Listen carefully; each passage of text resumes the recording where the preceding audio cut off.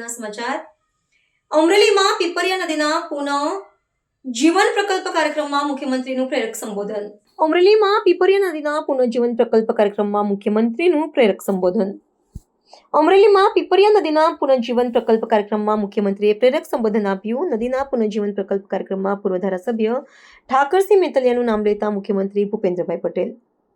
Jar મંચ પરથી કોંગી ધારાસભ્યનું નામ લઈને મુખ્યમંત્રીએ કરી રમૂજ. ઠાકરસિંહ મેતલિયા સાથે ચાલુ સભાએ સંવાદ કરીને મુખ્યમંત્રીએ રમૂજ કરી. કોંગ્રેસના પૂર્વ ધારાસભ્ય ઠાકરસિંહ મેતલિયાએ બધું કૌશિકભાઈ બનાવી દીધું તેવું જાહેરમાં સ્વીકાર્યું. મુખ્યમંત્રીએ કહ્યું, આપણે અહીંયા સુધી પહોંચ્યા એટલે જૂના બધાનો આભાર જ માનવાનો હોય. ચાર મંચ પર કોંગી નેતાના મુખ્યમંત્રીના કાર્યક્રમમાં સ્ટેજ પર જોવા મળતા જિલ્લા કોંગ્રેસમાં નવા જૂની થવાના સમીકરણો થઈ જ મુખ્યમંત્રી ભૂપેન્દ્રભાઈ પટેલે જળે જ જીવનના સૂત્રને સાર્થક કરવા અમરેલી જિલ્લો મોખરે સાબિત થયો. પીપરિયા નદી પુનર્જીવિત પ્રકલ્પ ખાતમુહૂર્તના કાર્યક્રમમાં આપણી સૌની સાથે મંચ ઉપર ઉપસ્થિત મારા સાથી મંત્રી શ્રી ઈશ્વરભાઈ પટેલ, શ્રી કૌશિકભાઈ વેકરિયા, મારા સાથી ધારાસભ્ય શ્રી જનકભાઈ તળવિયા, મહેશભાઈ કસવાલા, ધોળકિયા ફાઉન્ડેશનના શ્રી સવજીભાઈ ધોળકિયા, જિલ્લા ભાજપ પ્રમુખ શ્રી અતુલભાઈ કાનાણી, પૂર્વ ધારાસભ્ય શ્રી ઠાકરસિંહભાઈ મેતલિયા,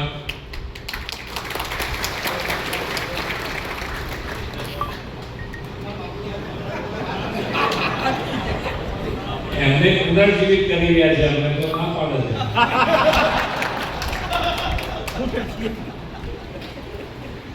હવે ત્યાં અહીંયાથી નીકળ્યા ત્યારે કૌશિકભાઈ યાદ કરી દીધું કે આ તમારું ગામ છે, તમારું પ્રોપર.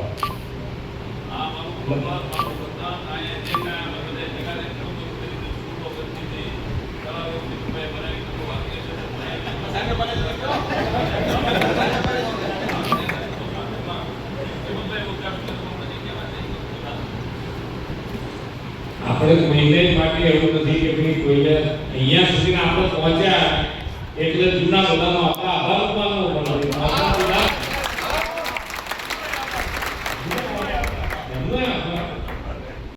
કહેતા હોય તો ખેડૂત વિશેની કહેવત કે મારે સમજવું પડે કે આ શું કહેતું નથી. કૌશિકભાઈ જોડે સમજતો હતો કે શું કીધું આ સમજી લઈએ.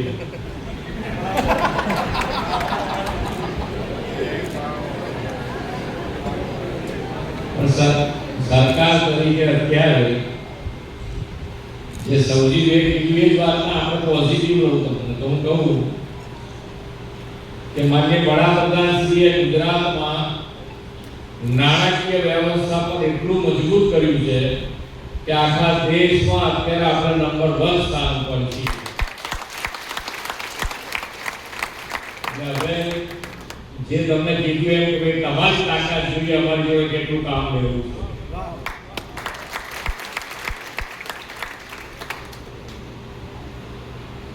ગઈકાલે મહાવીર જયંતિ, મહાવીર જન્મ કલ્યાણ દિવસ થઈએ છે. મહાવીર ભગવાને જે અહીંયા અમે વાત કરતા કેપ્સ્યુલમાં પાણી જોશે આપણે આવતી પેઢીને, મહાવીર ભગવાને 2500 વર્ષ પહેલા પાણીને ઘીની જેમ વાપરવાનું કીધું છે. આપણે શું જોયું છે વિચારી જોયું કે પાણીની મુશ્કેલીઓ દિવસે દિવસે વધતી જવાની છે એવું એમને 2500 વર્ષ પહેલા મગજમાં આવ્યું. અને અત્યારે અહીંયાથી કહેવામાં આવ્યું કે જો આ બધું ના કરીએ આપણે તો ખરેખર કેપ્સ્યુલમાં પાણી 2 કેપ્સ્યુલ પાણી લેવું પડે. ડોક્ટર લખી આપે કે આ કેપ્સ્યુલ લે તો તમારે આખો દિવસ પાણી નહીં પીવું પડે. એવું નિશ્ચિતનો વાપર આવે. પણ એવી નોબત કેમ નથી આવવાની? કારણ કે આપણી પાસે એવું વિઝનરી લીડર કે જે ભવિષ્યની સમસ્યાનું સમાધાન આજથી કરે. બહુ લાંબી વાત આજે કે મારે 2 વાતો તમને કહેવા છે. એક તો પાણીની વાત નીકળી છે ત્યારે માન્ય વડાપ્રધાનશ્રીએ પણ કીધું છે કે પાણીને પ્રસાદની જેમ વાપરો. જેની પાસે છે એ વાપરીએ છીએ આપણે પાણી, એની તો કોઈને ના હોય શકે. તો પાણી વાપરવા માટે સરકાર બધું આયોજન કરી રહી છે. પણ આયોજનની સાથે સાથે જરૂરી વાપરાય, બગાડ ન થાય. આપણી પાસે છે, બાજુવાળો ઢોળે છે, બાજુવાળો કમ્પાઉન્ડમાં ઢોળી દે છે 4 ડોલો, એટલે આપણે ઘોડી દેવી એવું મગજમાં ક્યારે ના હોવું જોઈએ. આપણે આપણી રીતે દરેક જણ પોતાની જવાબદારી સમજે. જે નથી સમજતો એને ભોગવવાનું આવવાનું છે. એમાંથી આપણે એની પાછળ પડી જવાની જરૂર નથી. પણ આપણે પાણીની બચત કેવી રીતે થાય એનો પ્રયત્ન હર હંમેશ કરવો જોઈએ. અને એ અંતર્ગત આજ કે ભાઈ પાણી આવતીકાલ માટે આજથી બચાવવાનું શરૂ કરો. એના માટે માનનીય વડાપ્રધાન શ્રી કેચ ધ રેન, આ કેચ ધ રેન અંતર્ગત આખા દેશમાં મોહિમ ઉપાડી છે કે વરસાદનું ટીપે ટીપું પાણી કેવી રીતે બચાવી શકાય એના માટેનો આપણે બધાએ પ્રયત્ન કરવાનો. ના વરસાદનું પાણી જ્યારે પડે ત્યારે એ આપણું ગામનું પાણી આપણા ગામમાં રહે, સીમનું પાણી સીમમાં રહે, એના માટે થઈને આ તળાવ ઊંડા કરવાથી માંડીને ગયા 2 વર્ષ પહેલા અમૃત સરોવર યોજના શરૂ કરી. દરેક જિલ્લામાં 75 સરોવર હોવા જોઈએ કમ્પલસરી. પછી તો તમે તાલુકે બનાવો, તમે ગામે ગામ બનાવો, 1, 2, 5 જેટલા બનાવી શકો તળાવ એટલા બનાવો, એની અંદર પાણી તમારું વાળી લો. એના માટેનો પ્રયત્ન આપણે કરવો જોઈએ. પણ એને એ વખતે 75 જિલ્લામાં આખા ભારતમાં બનાવ્યા, આપણે બનાવી દીધા છે. એટલે તમે એમનું વિઝન જુઓ કે આવતીકાલ માટે આજથી તૈયાર. અત્યારે બીજાથી બોર માટે પણ અમે ગુજરાત સરકારે પણ એમના જ માર્ગદર્શનમાં દરેક ધારાસભ્યોને 50-50 લાખ રૂપિયા આપે છે, જેથી કરીને આ રિચાર્જિંગ બોર તમારે ક્યાંક બનાવવા હોય તો ધારાસભ્યની ગ્રાન્ટમાંથી તમે બનાવી શકો. અને એક જ વર્ષ માટે નથી આપતા, બીજા વર્ષે જરૂર પડશે તો બીજા વર્ષે આપીશું.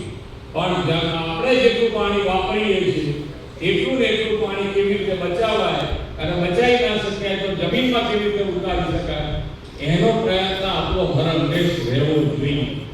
અને તો જ આપણે આગળ વધી શકીશું. ભવિષ્ય માટે આપણી ફ્યુચર પેઢીને જે આપણે ભવિષ્ય સારું આપવું છે તો આ પાણીની જરૂરિયાત છે, એ પાણીની જરૂરિયાત આપણે પહોંચી વળવા માટે આ કાર્ય કરી રહ્યા છે.